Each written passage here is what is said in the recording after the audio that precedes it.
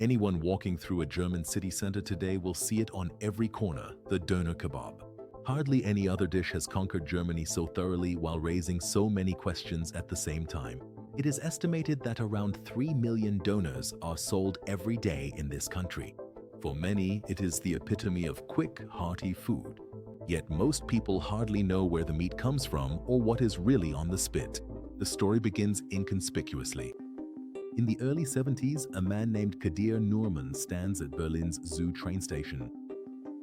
A Turkish guest worker who comes up with a simple idea: grilled meat, salad, and bread. No restaurant, no plate, just something to take away. In Turkey, the dish was completely different, served at the table with side dishes, never in bread. But in Germany, it worked, perfectly adapted to the rhythm of the big city. A piece of home became a business model. In the following years, the doner became a small sensation. Anyone who came to Berlin wanted to try it. People often traveled from other cities just to experience this new, unfamiliar dish for themselves. In the following decades, the doner changed almost unnoticed. What was once freshly prepared in small family businesses has become an industry. Today, the majority of the spits come from industrial production. Germany is now one of the largest producers of doner meat in Europe, with export volumes in the millions. German manufacturers supply snack bars and supermarkets all over Europe, from France to Scandinavia. In chilled halls, hundreds of thousands of tons of meat are chopped, marinated, layered, frozen, and shipped every year. This has little to do with the hand-cut lamb spit that many customers have in mind. Behind the shiny counter begins the real dark zone, the origin of the meat. Many spits are not made from German meat, but from imported goods, often from Poland, Hungary, or Brazil. There, slaughtering is done for low wages, often under questionable conditions. The use of antibiotics, factory farming, and long transport routes are part of the system. By the time the goods arrive in Germany deep frozen, they are already completely anonymous. Only the price tags are still fresh. But what is actually allowed to be called doner? The guidelines for meat and meat products, published by the German Food Code, are clear. A real doner kebab must be made from thinly sliced pieces of beef, veal, lamb, or poultry. As soon as ground meat is used, it is no longer a doner, but a so-called ground meat skewer. And this difference is more than just a formality. Ground meat is more susceptible to germs and must be stored and heated differently. Anyone who does not label this correctly is deceiving their customers. The authorities are aware of the problem. State agencies like Laves Lower Saxony or the testing offices in Baden-Württemberg regularly publish reports on samples from doner establishments. Again and again, discrepancies are found, such as a supposedly veal skewer actually consisting mainly of poultry or containing minced meat portions that are not declared. Poultry is significantly cheaper than veal or beef, an easy way to cut costs and increase profits. According to these investigations, the use of chemical additives is also common practice, so that cheap meat looks juicier and tastes better. All of this is legal as long as it is properly declared. But who actually checks this? The doner has long become a reflection of an industry that fluctuates between tradition and mass production. On the one hand, it is a part of integration history.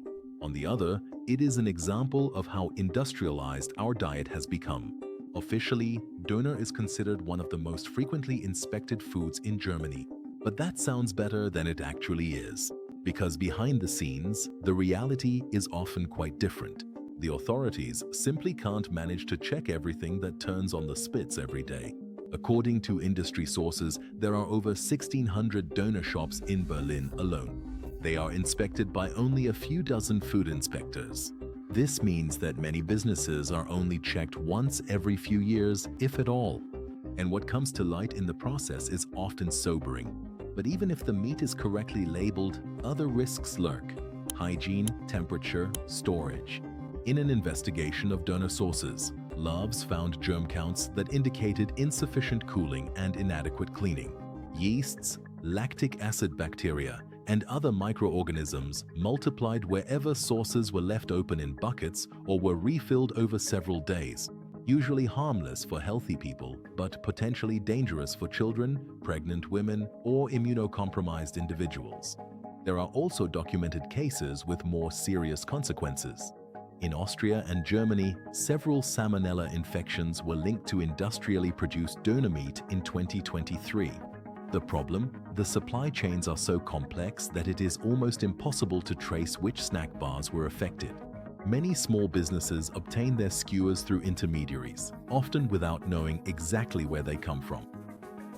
And that's exactly where the next problem begins. The price is no proof of quality. A doner now often costs 7, 8, or even 9 euros. That's twice as much as just a few years ago, but it has hardly gotten any better as a result. Most skewers still come from industrial production. The additives and meat blends have remained the same.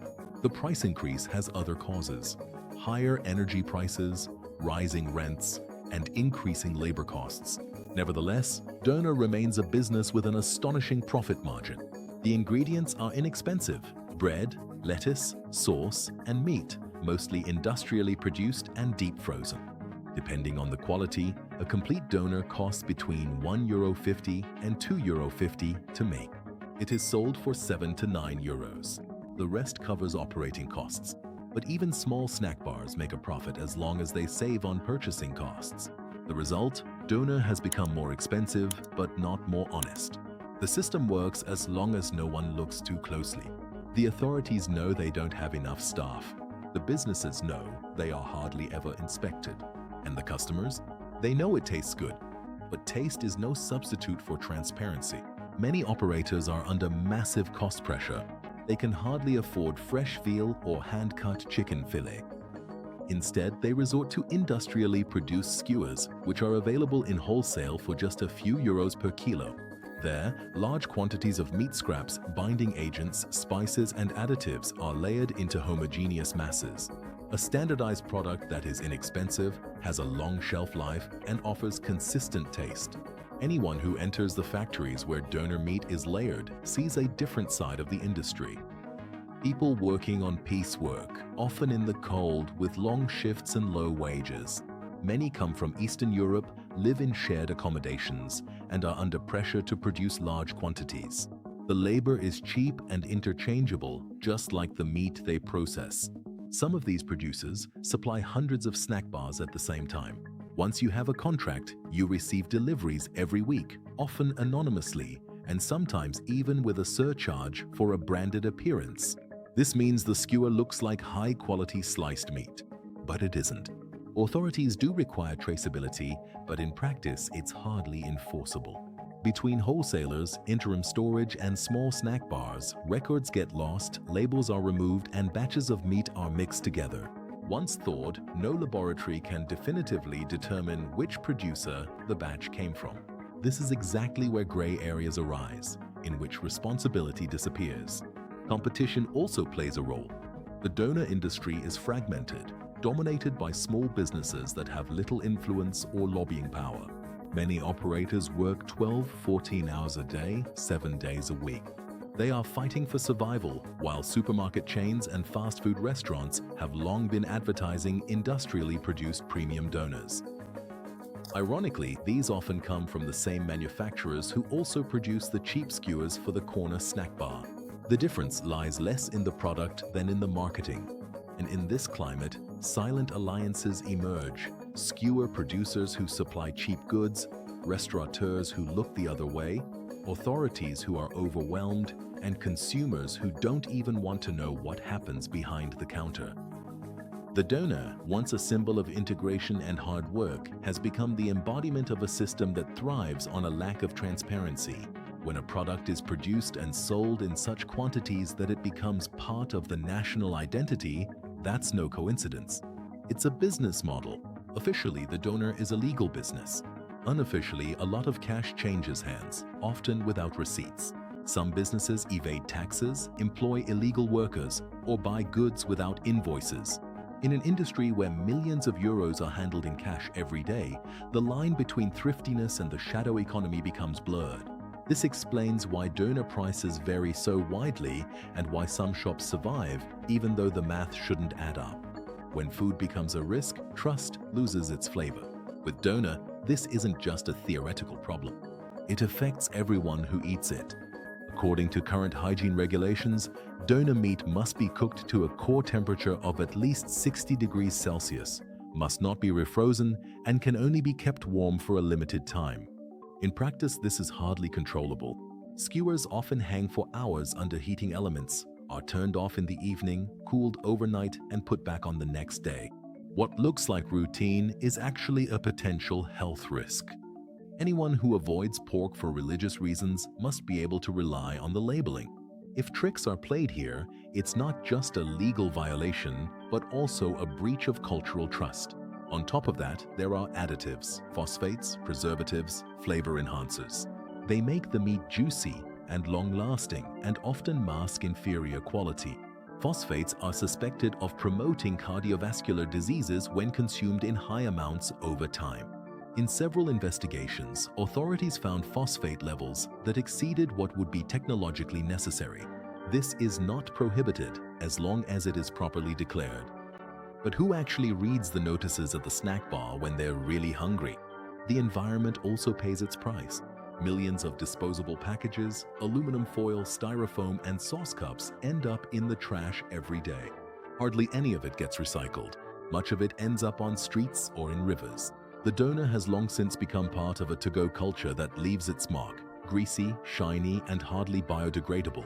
Not only has the meat changed, but the bread and sauces also often come from industrial production. Frozen flatbreads, ready-made garlic and yogurt dressings, stabilized with emulsifiers, sugar, and preservatives. Hardly any of it is freshly prepared. What looks like handmade is usually the result of an optimized supply chain. We talk about regionality, sustainability, animal welfare, and at the same time stand in line for the cheapest skewer in town. What remains is the discrepancy between aspiration and reality. It would be easy to point the finger at individual snack bars, but that would not do justice to the truth. The problems surrounding doner are not isolated cases. They are systemic. They arise where politics, regulation, business, and consumption collide. Because while new hygiene regulations are constantly being passed at the EU level, local municipalities lack the staff to enforce them. Every violation becomes a footnote, every recall a mere formality. The result? A network full of gaps that erodes trust. Yet transparency wouldn't be that difficult. A mandatory origin label for every skewer. A complete list of ingredients. A QR code at every sales counter showing where the meat comes from. Already standard in other industries, but still the exception in the doner business. While small snack bars fight for every cent, supermarkets are discovering doner as a brand. Frozen pizza, doner style, chips with kebab flavor, ready-made sauces on supermarket shelves. The industry has taken over the symbol and turned it into a product that has nothing to do with the original idea anymore. This would also bring advantages for the businesses themselves because those who work cleanly currently have no incentive to show it. There is no official quality seal, no certification that makes honest work visible.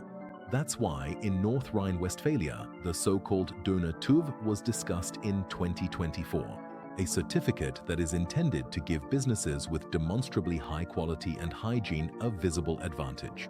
Whether this model will catch on is unclear, but the idea behind it is correct.